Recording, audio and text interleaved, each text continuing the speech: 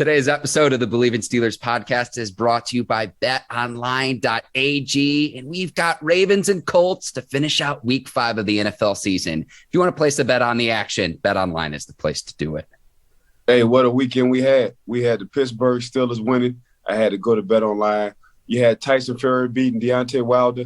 I had to go to BetOnline. So I'm just betting 24/7, but I'm always going to BetOnline, baby. We're going to break it all down on today's episode of the Bleav in Steelers podcast. But before you listen or watch the show, head to the website or use your mobile device to sign up today to receive your 50% welcome bonus on your first deposit. Don't forget to use our promo code Bleav, that's BLEAV, to receive your bonus. They've got football, basketball, like you said, Ike, boxing, casino games, a lot of great offers throughout the duration of the 2021 season. BetOnline is the fastest and easiest way to bet on all your favorite sports. BetOnline, where the game starts. All right, cue the music. It's time to start the show. Let's go.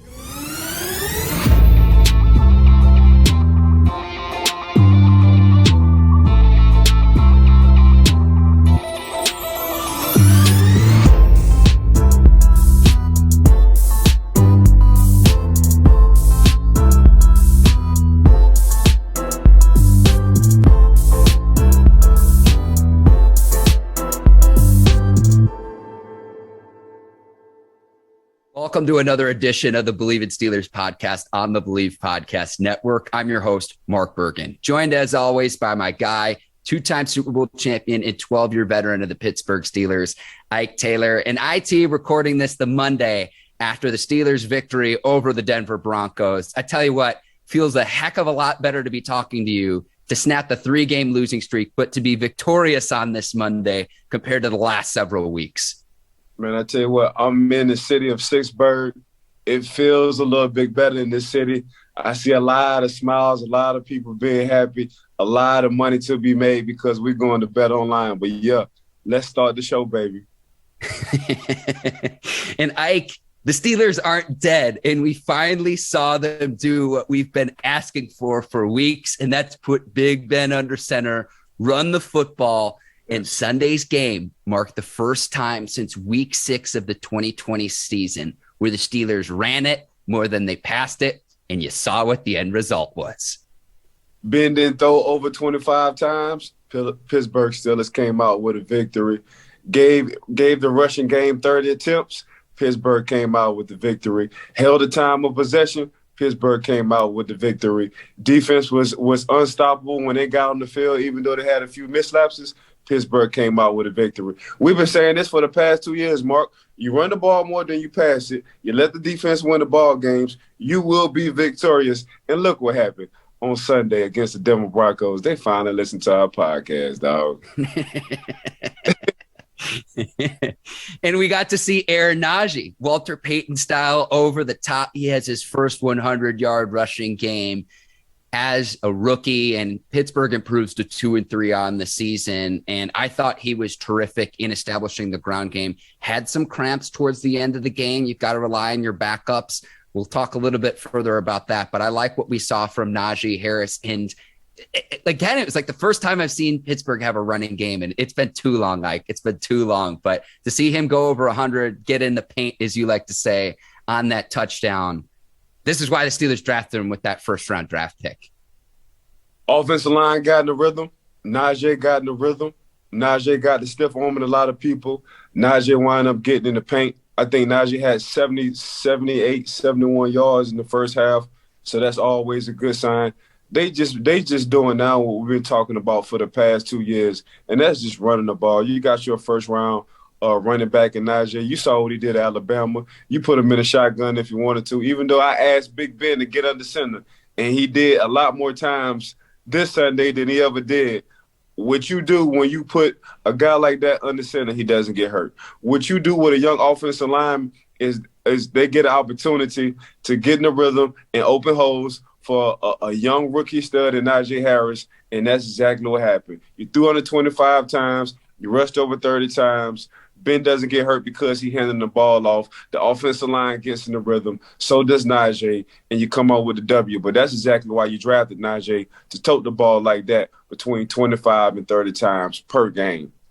I think the Steelers placed a call into Ike Taylor because Ike, you've been saying this for weeks now.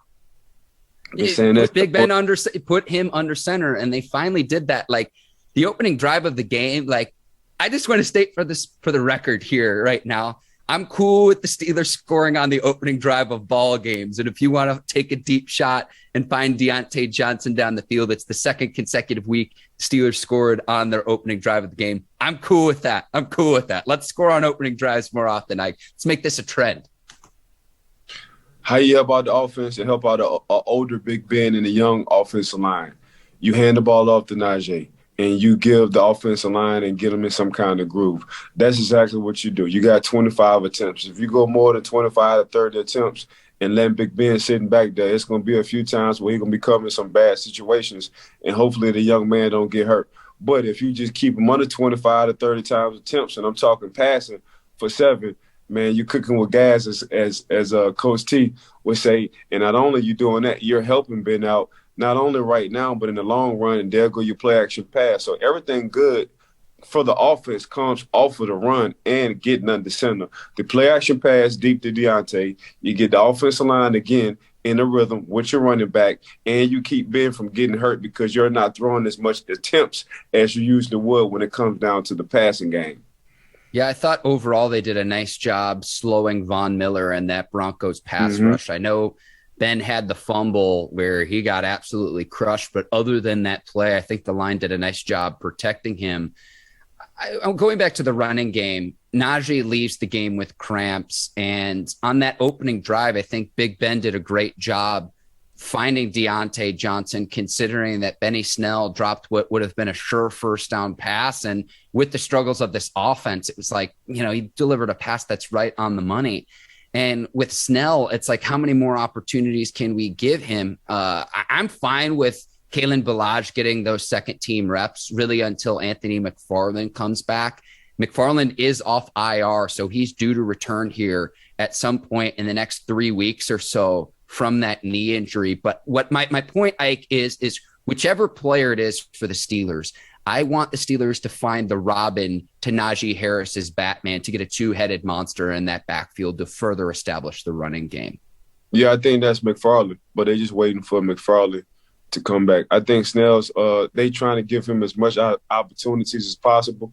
He just got to capitalize on them and not make the mistakes. But other than that, I think that's McFarland's to lose once he get back.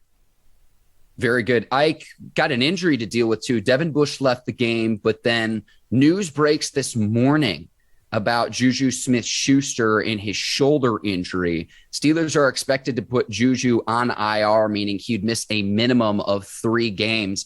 The Steelers fear that he could be out for the rest of the season. We'll see what the severity of that shoulder injury is. I know he left the game, looked really, really painful, but this might be JuJu's last ride in Pittsburgh, considering he signed a 1-year contract extension this offseason. And really it was to be able to play with Big Ben one last season. But if it is as bad as they might expect it to be, and I don't want to eulogize JuJu Smith-Schuster until we know more about the severity of the injury, but if it is a season-ending injury, it might have been his last game as a Steeler. Yeah, hopefully it's not. That hit from Williams was a downhill in the alley kind of hit. I saw that hit. I watched that hit. And that's exactly how you want your safety to come downhill on anybody.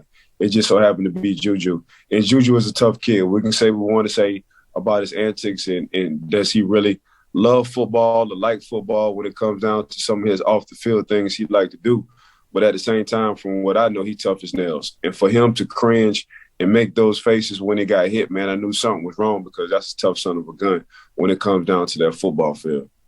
I certainly hope he has a chance to redeem himself and to prove himself in a contract season, to prove that he's worth that $8 million deal, because if you just look at his production this season, I mean, we've talked about it a lot, Ike, of what the tape shows.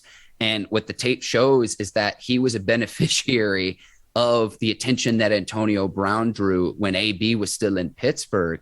And he hasn't produced to that same level since AB left town. Now, it's not to say he's not a good receiver, but to put up the production that he had when he could play the Robin to AB's Batman, it's just something that we have not seen since AB left town.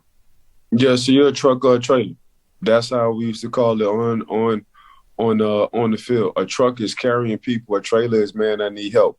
You know what I'm saying? So at the point in time, AB was a truck. He was carrying a lot when it came down to attentions, when it came down to defense coordinators understanding where AB was and not letting AB trying to get off and have huge plays. But AB still wind up beating single and double and triple coverages sometimes. Mm-hmm. And JuJu was wide open. You know what I'm saying? He's going against linebackers, safeties, and third string and nickel cornerbacks. Now JuJu become the man. It's a little bit different. Now you really become that truck. So what kind of truck are you when it came down to it? Not a lot of people don't understand it's hard to be a number one receiver in the league. It's very hard to be a number one. It's only a few guys who are number one. I know a lot of guys get drafted to be that one, but it's really the keeper 100, which is only a few number ones, and AB was one of them guys who was number one. Honestly, you could just look at what he's doing over there with the Tampa Bay Bucks. He's back to that old AB with Tom Brady now that he's back healthy. But yeah, JuJu just got to understand and just got to look at yourself, man. Am I a truck or a trailer? Do I need help around me for me to get off, or can I lead the team? Is this guy looking for me? This guy, and I'm talking about 7. Can this guy look for me every time and I wind up getting open? Or do I need somebody else to kind of take the load and for me to get a linebacker or a third string cornerback or nickel back to carry me on? So that's how you got to look at it. And right now, I look at JuJu not only as a good physical player, but he's a trailer, not the truck at this point in his career. And Ike, I'm going to flex your resume here a little bit. This is coming from a player who played 12 years in the league. And Ike, you went up against the best in the NFL during your career. So take that insight. If you're listening to this show right now, or you're watching us on any of your streaming devices, Facebook, YouTube, what have you, this is coming from a player with more than a decade of experience in the league and who went against the best of his best during his playing career. I have 2 other things I want to get to before we get to James Pierre's heroics is Chris Boswell, the epitome of consistency, making a 43-yard field goal, a 48-yard field goal. And it's as simple as this. The sky's blue, the grass is green, and Chris Boswell nails field goals. He has just been Mr. Consistent for the Pittsburgh Steelers. He comes through yet again on Sunday when the Steelers need it most. And if not for Tucker across the division in Baltimore, I think we'd be talking about Chris Boswell as one of the premier kickers in the NFL. Hey, Chris Boswell, Bozzy, a.k.a. Mr. Let me kick that damn ball because I'm shooting threes. That's all he's doing. So he putting basketball in the football because that's all he is, a switch at the 3-point line, regardless on where you put him. And that's hard to do not only in a lot of fields, but especially in Heinz Field a couple of weeks ago. I think he broke the record for the longest field goal at Heinz Stadium. And it's just hard, man. It's just hard kicking into that lake and kicking into that field. But Chris been doing it consistently over a short amount of years. And you said the best between him and Tucker. Man, them two gonna fight for that All-Pro, Pro Bowl position. But right now, how consistent? If you want to talk about anything that has just been consistent on that offensive side, it has been Chris Boswell, and on the defensive side, it's just been a defense. But yeah, Chris Boswell, man, Mr. Let me kick that damn ball. He been balling all year, and he just finished off what he did last year. So kudos to Chris, man, for just keep kicking. Or if you play basketball, shooting them threes, baby. I love that. New long snapper and Christian Kuntz, Presley Harvin III is new placeholder this year. So he's working with a new team this year as well, Ike. And then One other thing, too, I want to give a shout out to the Steelers fans. And I saw that many players mentioned this in the post game, and I thought it was evident on TV as well. I thought they made a huge difference on Sunday. That home field advantage at Heinz Field, I thought they were loud. I thought they made a huge difference. And I thought that maybe without that home field advantage, are we talking about a different result? The way that the Steelers had an 18-point lead and it shrunk down at the end, they hung on. But I thought the fans made a huge difference in Sunday's game. Man, that home field, I was here. I didn't go to the games because I don't go to games. But, Mark, man, the weather was beautiful. The weather was beautiful in Pittsburgh. And the fans, I mean, that's what you play for. You play for a lot of things. You have a lot of goals when it comes down to football, and it ain't nothing better than playing in front of people and showing off and, getting whoever is your fan to talk smack and be like, I told you that's my guy. That's the reason why I like my guy. So, man, nothing like the fans. I mean, really, that's what we play for. It just sports, especially a stadium like a football stadium, man, it just bring all color, creeds, ethnics, everybody together, regardless of what your religion is, regardless of who you are, man. I can sit beside whoever in the stadium, and we got one thing in common, and that's loving the Pittsburgh Steelers. And that's what you just got to love about fans, just from all genres, just being in the stadium and cheering and supporting you, man. It's a real good feeling. It brings chills to you. You got to be on the field to really see and feel that ground shaking, and that's coming from thousands and thousands and thousands and thousands and thousands of people just all getting in one groove. It's like a choir getting in one groove and one vibe, man. But during the pandemic, that was real hard to do. Now, since the pandemic, slowly but surely trying to weave itself out, fans are able to get in those stadiums, man. That's one of the goals as a player. Who you play for, man, is to play in front of fans. 100%. Ike, before we get into your Taylor Talk segment, where we're going to break down that key interception that James Pierre had at the end of the game, a few things I want to mention with him. An undrafted rookie from a year ago. Cam Sutton was out in this game, so insert Pierre at that right cornerback position opposite Joe Hayden. And this was a Broncos team that targeted Pierre throughout the game. And towards the end, when it mattered the most, he came through. A couple of other plays I want to mention before we get to your Taylor Talk segment was the long run that Javonte Williams had. I Bleav this was in the first half. He rips off a 49-yarder. Pierre tackles him all the way down at the Pittsburgh 2-yard line. And that play saved a touchdown. The Broncos settled for a field goal on that drive. You keep 4 points off the board. Now, I know Courtland Sutton had heck of a game, 7 receptions, 120 yards. But when it mattered the most, this young player, only in his second year, again, an undrafted rookie from a year ago, came through and delivered when the Steelers needed it. And so my hat's off to him because, yeah, there were times he struggled in this game, but he delivered when it mattered the most, and he came through when it mattered the most. Like you say, the sideline tells the story, and we'll watch that interception play here in a minute, but watch Minkah Fitzpatrick on that play and how elated he is. I thought it was just terrific, and my hat's off to Pierre's performance on Sunday. Hey, before we get to the play, though, man, I'm just going to let you know it's hard playing corner, let alone just overall, because we got to react to what you're doing as an offensive player. It's hard playing corner in the NFL because it's the best of the best. It's the cream of the crop. But one thing always stuck out with me, even as a defensive line, Casey Hampton, my D tackle, James Pierre, my middle linebacker, Coach LeBeau, my defensive coordinator slash dad, they always said, man, have a short memory. And having a short memory as a cornerback, man, these guys going to make plays. You can't hold on to it and bring it to the next play because the team needs you the next play. And that's exactly what JP did. But JP won't get credit on tackling the running back from the Denver Broncos on the 4-yard line, and they wind up kicking three instead of going for 7. He won't get that credit. But I guarantee you, Coach T, Coach Keith Butler, and everybody on today, that will be in the film session when all the groups come up, and that's going to be the play Coach Tomlin is going to talk about that play, because that's a hustle play. That's an effort play. That's a play that you won't get paid off. That's not a splash play. That's not a play that's going to make ESPN. But when it comes down to the camaraderie and the hustle and the effort and you being undrafted and you making the team, and now you're in a position to start and make plays and you make that play, that's what the teammates and the coaching staff love about JP. And that's something you just can't coach his effort. Ike, I'm so happy you mentioned that. I want to go really quickly back to the offensive side of the ball. You mentioned another key hustle play. It was in the first half.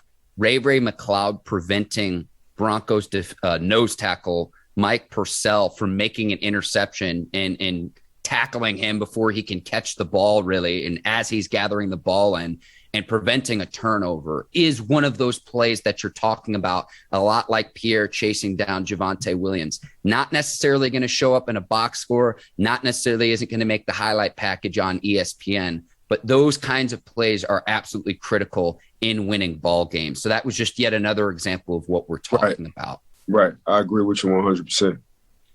So with Pierre, let's go to the play, Ike, because, and I'll set this up too, this is coming from the understanding on the fourth down conversion. On the drive before, Courtland Sutton beats Pierre on a 39-yard touchdown. So at the very end of the game, clock's dwindling, fourth down conversion in the red zone, and Bridgewater goes to the corner of the end zone again and targets Pierre Ike. But we're going to pull up the play now, courtesy of the footage over at NFL Game Pass. I want to break down what you saw on this play.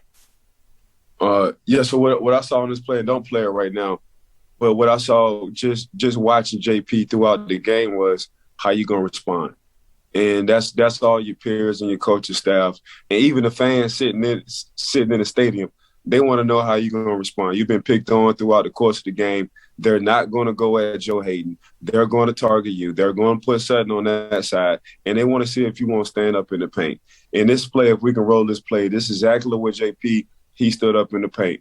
Had an up and down. We're not going to talk about on ESPN or the news on what he did, but if you can stop it right here, what he did was he got his head around.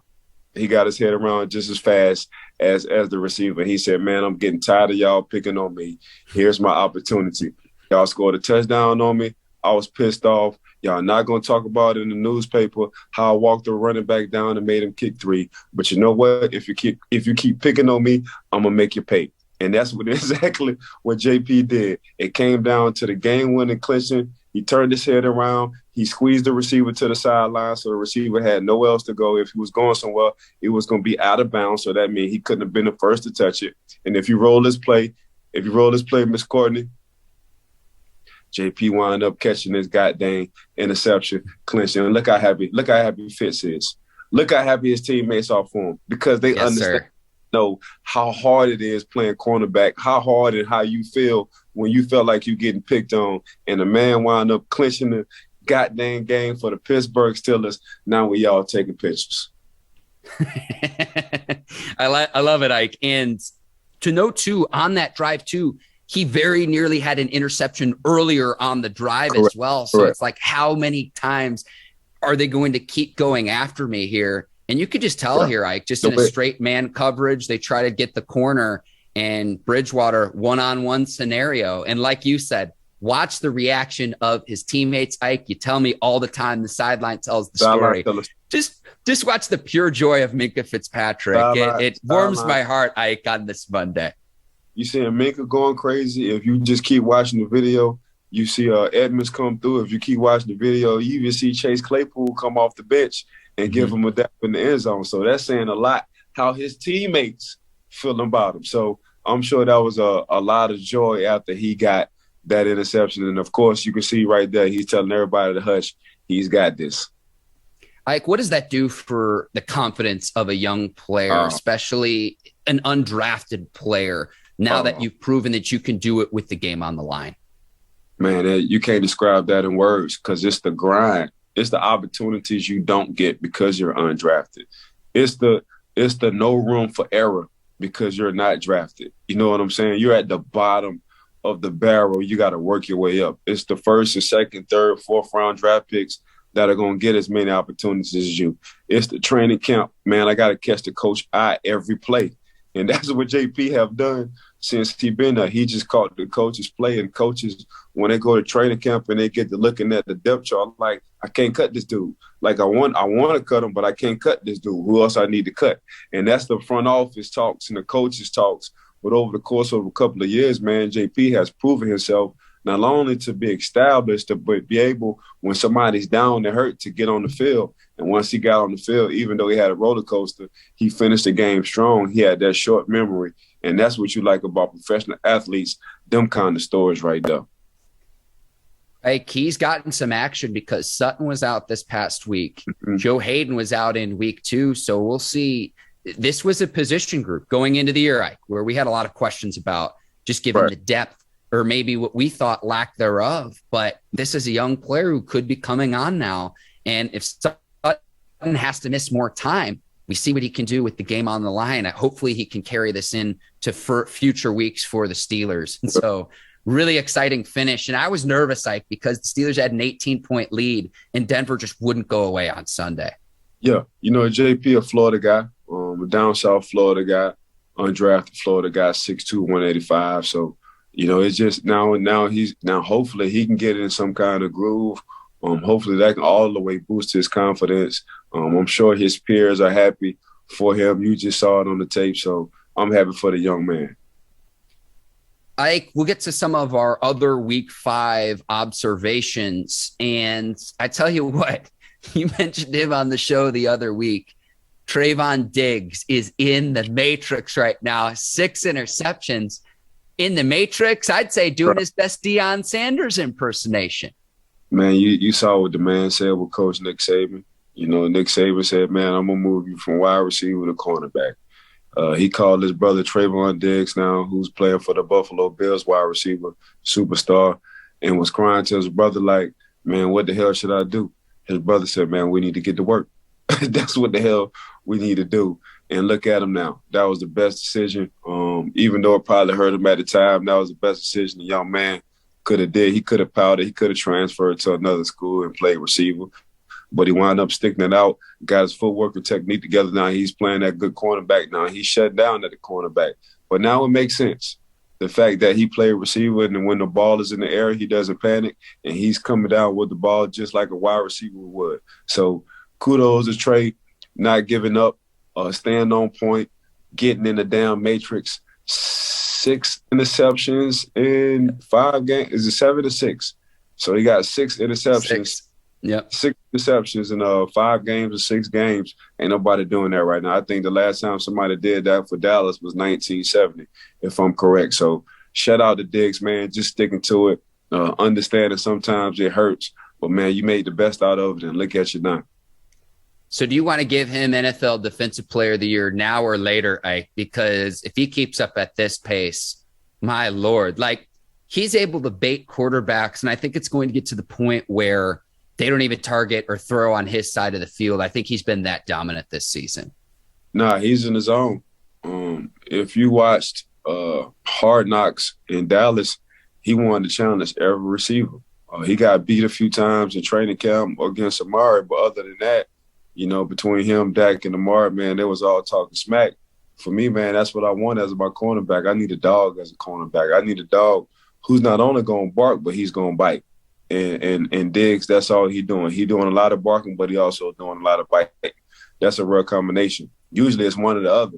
But right now, man, he's just taking that confidence to a whole nother level. And that defense he's playing, it's able, what Coach got him doing in that cover 3 defense, man, he's just able to make plays. So all them boys that you see right now for the Dallas Cowboys, they just flying around and making plays. They're not thinking. They didn't simplify the defense. They're using their young guys. They're getting rid of old guys, as we talked about, and them guys just flying around, man. When you see one, you see all. Yeah, we talked about what they did in the draft on previous episodes of the Bleav in Steelers podcast, led by Micah Parsons, who the fact that the Penn State linebacker fell to them, I think they picked 12th, is just incredible. But all of their draft capital was spent on that defensive side of the ball, defense that struggled last season, but looks like it's much improved this season. And Diggs is part of that. Micah Parsons is part of that. We got a nice little defense over there in Dallas. Ike, in a few other games too. I tell you what, Justin Herbert in his sophomore season has just been downright incredible. And I thought it was crazy to say that you're going to bet against the Chiefs at the start of the season to win that AFC West division. And what Herbert's been able to do in his sophomore season is nothing short of remarkable. And he did it yet again on Sunday. Nasty. Mr. Unbelievable. Mr. No, he didn't. Mr. God damn it. That's all the 3 misters. Justin Herbert is, man, because like we say, you got quarterbacks who are trucks again. So I'm getting back to my truck or trailer. Justin Herbert, truck, bro. He carries a team. And his coach said the best in the post-game conference. Like, when you have to have a shootout, when you need to win ball games, you need a superstar quarterback. And that's exactly what Justin Herbert is. He's a superstar quarterback. He have taken his game from last year to a whole nother level, Mark. To a whole nother. That's another guy who we talked about Trayvon Diggs, that corner in the matrix. Justin Herbert is in the matrix right now. The game has slowed tremendously for him. He sees everybody open. He anticipating well. He's dropping the goddamn football. in the bucket. That's exactly what he's doing. And you can just see the confidence. You can see him for the post game. You can just see him at the podium for the post game and his confidence. So you can only imagine how he's playing on the field with all that confidence. But to come back and win ball games, because that's what he did the last 2 weeks. To come back and win ball games and to come back against a defense who's that good for the Cleveland Browns, to come back and go shot for offense who are that good in Kansas City and win ball games in a hostile environment. I mean, he wasn't in a hostile environment. He was at home against Cleveland Browns. But still, that's a shootout, 42-47. And you wind up going to KC 2 weeks ago, going against Patty Mahomes and having a shootout and winning that ball game. That's saying a lot, but it's the way he doing it. It's the way he doing it. It's the, man, let's go for it on fourth down all the time. We don't need a punting team ever, coach. Tell special teams, man, stay their butt at home. That's the confidence he has as being that offensive quarterback, but he's a superstar, bro. It ain't no ifs, ands. He's an elite superstar, a young superstar. Like, he took more than a jump, man. He done took a few miles when it comes down to the IQ, when it comes down to anticipating what the defense is going to do, when it comes down to dropping the ball in the bucket. Justin Herbert, man, he just like my cigar. He's one of a kind. That's exactly what he is. I want to go back to your trailer truck reference. When people ask me, Mark, what's your role here on the Bleav in Steelers podcast? I'm here for the Ike Taylor car references. That's my role here. I take it. Hey, we work good together, so that's all that matters. Oh, yeah.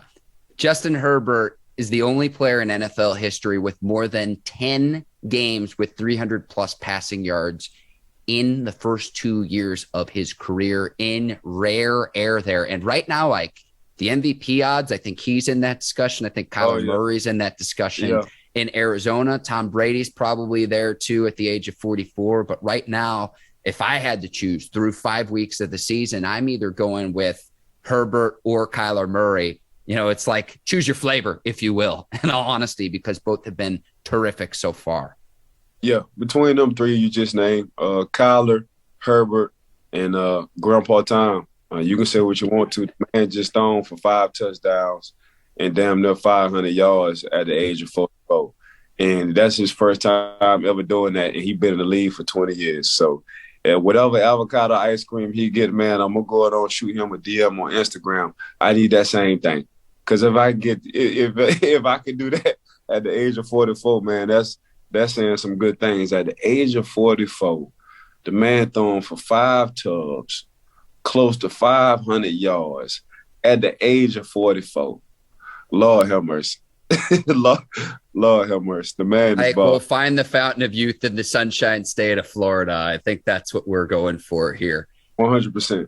I tell you what, in that Chargers-Browns game, though, I had never seen this, Ike, and it made sense that the Browns did this. The fact that they carried Austin Eckler into the end zone to score the touchdown to get the ball back, it was the smart play because otherwise the Chargers can run the clock out and just kick the game-winning field goal. I've watched football for the last 2 decades. I've never seen that before. Hey, that's a high IQ on the defensive side. You got to have a high IQ to understand, man, they're going to try to hold the ball and get them in good field goal position to make us use the timeouts to have no time left. But no, they did it perfect. They carried the man into the end zone. It didn't work out in their favor, but they put their team in position to at least try to win the ball game at the end. A few other things I want to get to, like the Bengals kicker celebrating because he thought he had made the field goal when he actually missed it. I've seen that before. I can't recall when I had pure comedy on Sunday in the Bengals-Packers game. 5 missed field goals between the two teams. It was a historic day in terms of field goal misses. Green Bay comes out on top, but the Bengals frisky again. And I think that they're really starting to emerge in the AFC North. A little bit nervous about Cincinnati. I'm telling you, man, the Cincinnati Bengals, this ain't the old Cincinnati Bengals no more. You're looking at T. Higgins, he was the dog at Clemson. You seen what Jamar Chase doing. He sat out a year and wound up getting drafted high. And then you got Tyler Boyd and Joe Mixon and company, man. Joe Mixon, he said they got offensive line. He warned us in the preseason. He said, look, we got some nasty guys. I ain't talking about nasty not taking no showers. I'm talking about nasty guys like to get down the dirt on this field. as an offensive line core. And that's exactly what they're doing, man. They're busting holes wide open for them boys to run through. But yeah, you gotta watch Cincinnati, man. And Joe Cool, if y'all ain't know no better, y'all know Joe Cool. That's one thing he's gonna do. He's gonna be cool under pressure, and he's gonna be cool smoking a one-of-a-kind cigar. I love it. We're going to have an announcement about your cigar line at the very end of the show, Ike. So just to tease ahead to the listeners, watch to the very end because we've got some important news on that front. I tell you what, though, the Chiefs below 500 after the loss last night on Sunday Night Football to the Bills. I thought the Bills looked really good, but it's as simple as this. Two things I think with the Chiefs, Ike. Number one, if the defense continues to play the way that it has, that championship window might be shut, at least for the time being, because this defense is not getting it done. Now, I know that Chris Jones didn't play in last night's game. I know that Javarius Ward didn't play back. They need both those players back ASAP. But if you just expect this offense to score every time down the field, that's not happening. They're not protecting the football. Mahomes has more interceptions than he's had already through 5 weeks compared to 2020 and 2019. He already has 6 interceptions. He's done a great job at protecting the ball through his career, whether it's his fault or not. I know there was one play, it was right in Tyreek Hill's hands. It bounces off. The Bills get a pick 6, but that Chiefs defense just is not championship caliber as it stands right now. And I hate to say this too, because he got hurt in last night's game, but Clyde Edwards-Helaire as a first-round draft pick right now, I'm comfortable saying this. I don't think that was the right pick at the time, just given the positional value of running backs. I think he's good in space. I would use him more along the lines of, say, like a Darren Sproles or Tariq Cohen kind of player versus being your bell cow, because he is more undersized than your traditional running back. But to spend a first-round pick, and we know what Andy Reid can do developing the running back position. I go back and look at the production of a player like Brian Westbrook back in the day when he was with the Eagles. I am comfortable saying this. I just don't think that Clyde Edwards-Helaire pick hit home, and we'll see how much time he misses now too, because his teammates were carrying him off too. So I do hope he gets the opportunity to get back on the field quickly to prove himself. But this Chiefs team is just downright struggling. And I know going into week 5, they were the odds-on favorite to emerge out of the AFC to win the AFC this season. And right now, the way that the defense is playing, the struggles of the offense protecting the football, I don't see it with the Chiefs right now. I really don't. Well, with that Clyde Edwards-Helaire pick, you got to understand they fresh off the Super Bowl, so that was like a luxury pick for them. So that I don't, that was cool. Like you say, if I'm gonna get somebody in the first round, this guy it's gonna have to be a big guy. When it comes down to the running back position, it's gonna have to be somebody who can carry the load. But I think for them, they were just wanting to add another luxury weapon to them. So that's exactly what they did coming off that Super Bowl. It's just the sad fact is in the past 2 years, Clyde Edwards-Helaire been hurt. That's the only thing at that running back position. He hasn't been healthy enough to go a full 16, 17 games for the season in the NFL the past 2 years. As far as the Kansas City Chiefs offense, what they're doing now, they're daring the Kansas City Chiefs offense to have 18, 15-yard play drives, and that's the struggle part of the Kansas City Chiefs offense, man. They're just used to making these big splash plays, getting on and getting off the field, coming back, making the big splash plays, getting on, then getting back off the field, coming back, making big splash plays. Nah, they're making you go the distance now. That's what these defenses are doing now. You can have these 5 or 6 yard plays.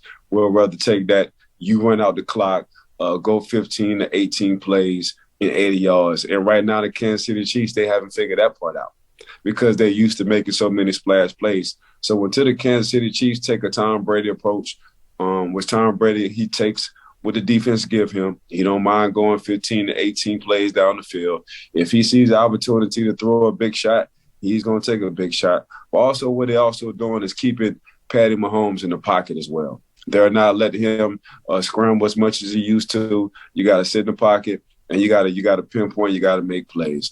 Tyreek, he's a hell of a talent.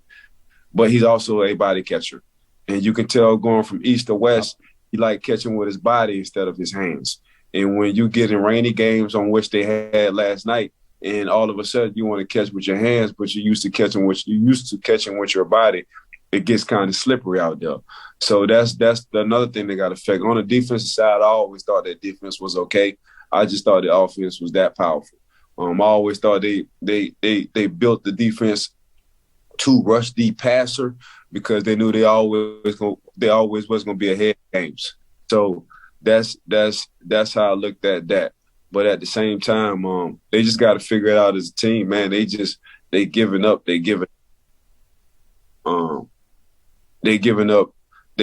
yards right now on defense, and it's not helping their offense. So their defense always relied on their offense. Now the offense relying on the defense, and they're nowhere to be found. Ike, I want to give you kudos because you pointed this out to me a few weeks ago about the Chiefs and what opposing defenses are doing to their offense. Watch how opposing defenses keep two safeties deep to keep everything in front of them and to force the Chiefs to go underneath. I've noticed the two deep safety since you pointed that out, and you're exactly right, forcing them to go 10, 12, 14, 15 play drives down the field instead of, okay, Tyreek Hill's going to beat you over the top, or we're going to find Travis Kelce deep down the field. Teams are taking that away. What's your counter? Which is why I think establishing the Chiefs running game, like I know they were using Tyreek Hill in the backfield last night because they were trying to get something going with the running game. And it's like, whether that's Edwards-Hilaire's fault or not, like I'm kind of more of the notion with Edwards-Hilaire is he being utilized in the right way? Because I think he's really talented in space, but can he be your bell cow? Do you draft that style of running back in the first round? That's really the bigger question that I have.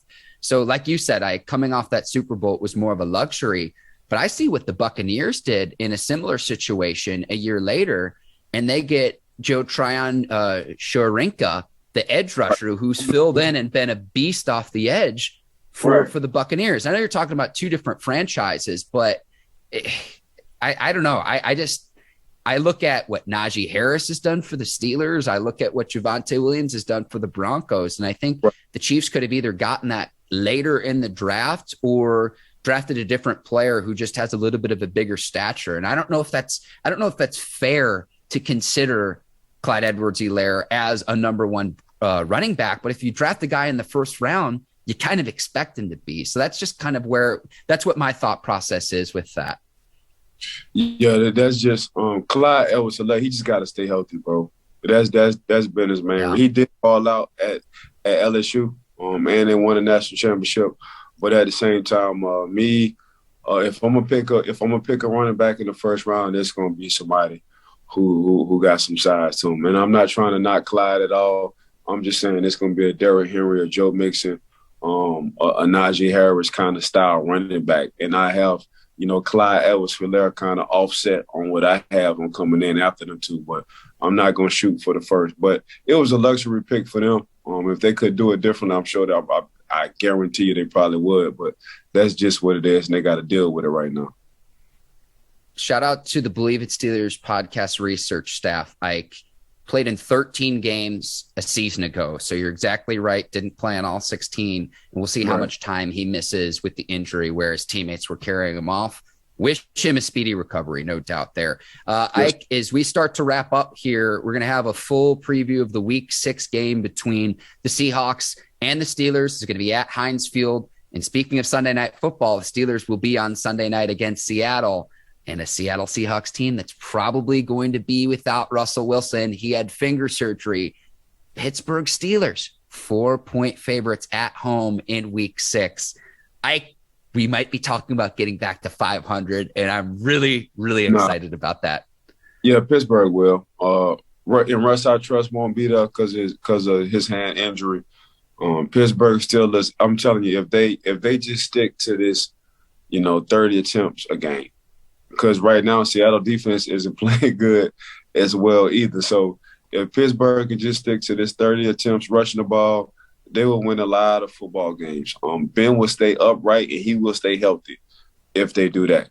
He won't be as targeted as much if they do that. And what I mean by if they do that, that's running the down ball. So, yes, I do have the Pittsburgh Steelers beating Seattle Sunday night, right? You said Sunday night, Mark? Yes, sir. Yes, sir. And the Seahawks probably are going to be without Mr. Unlimited, if you will. Again, Russell Wilson probably won't play. I expect Geno Smith to go for the Seahawks. Go ahead, Ike. I'm sorry. I got Pittsburgh winning this by 10. I'm going to go on Bet Online and see what they talking about. All right, like I said, we're going to have a full breakdown later this week about that. Ike, before we finish here, I know you've got a new cigar wrapper as part of your one-of-a-kind cigar line with Howard G Cigars. Please let the listeners and viewers know all about that. Hey, check this out. The beginning of January 2022. If y'all already know, I got my cigar one-of-a-kind out. You can catch it at Howard G Cigars. I have a Sumatra wrap cigar out right now. It's called One-of-a-Kind. That's a mild to medium kind of stick, depending on your palate. But boy, I got something coming out in January for all my, 2022 babies. It's a Connecticut wrap, which is a lighter wrap. So it's a real mild and light cigar. Something before you even eat breakfast or drink some water or brush your teeth, you can puff on if you want to. And it's damn sure good. So I'm just excited, man. Like I tell, my partner Howard, I say, man, God has been good to us. And I tell you the same thing, Mark, God has been good to us. So just opening a lot of doors, allowing us to be who we are, and meeting people and calling them family along the way. So that's what I'm doing. But make sure y'all check out at Howard G Cigars, my one-of-a-kind stick. It's a Sumatra wrap, but I got a new one coming out in January. It's a Connecticut wrap. So it's very, very, very mild, and I'm sure you'll love it. It's an in-the-morning kind of cigar. We just got to figure everything out. But, yeah, stay tuned and be ready. But also stay tuned, and we'll appreciate Bet Online. We'll appreciate Mark. We'll appreciate Miss Courtney and her crew at Brinks TV. We'll appreciate the fans and the views. Make sure y'all give us and rate us 5 stars. So that's what you got to love about that. And I'm going to let Mark close it out. Ike, you did a wonderful job. It's always awesome, the best, talking with you week in and week out. I'll go ahead and sign off for the both of us here. For Ike Taylor, I'm Mark Bergin. Thank you for listening to the Bleav in Steelers podcast. We will see you later this week to preview Seahawks and Steelers. Until then, take care and so long, everybody.